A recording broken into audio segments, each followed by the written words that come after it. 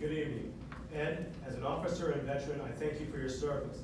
As a presiding trustee and a veteran, I demand to know when you will investigate the reported lewd act and sexual harassment perpetrated against my wife Sandy by a uniformed LPC campus safety officer.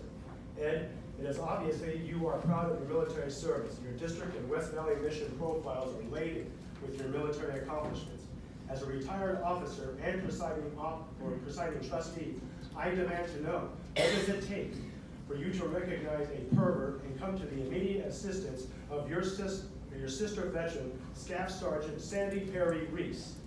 Ed, you and your district executives scream veterans first, yet you have been aware of this incident since 2017 and have done nothing.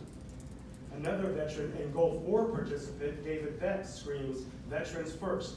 Has David come to the assistance of his sister veteran? No, he has not. I remind you, Ed, my wife is not an average soldier. Staff Sergeant Perry Rees is the recipient of over 21 medals and ribbons. You heard correctly. My wife is trained and earned her title as Special Operator, an achievement once limited to men, and yet you treat her with outright disrespect and disregard. Ed, you should be absolutely ashamed of yourself. I remind you, Ed, I am an official Blue Star husband times 2.5 combat tours. I am the only classified employee who watched his wife deploy after 9/11.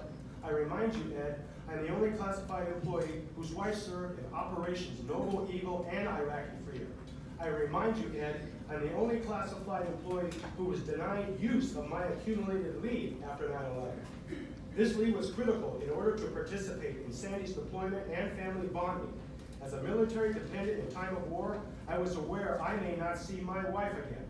In order to secure my earned leave, the Inspector General of the U.S. Army, via the chain of command, ordered Staff Sergeant Perry Rees to speak in person with Chabot College Interim President Kirk. Staff Sergeant Perry Rees arrived at Chabot College in field uniform and put the district on notice. Approve my husband's leave request or else. My request was immediately approved.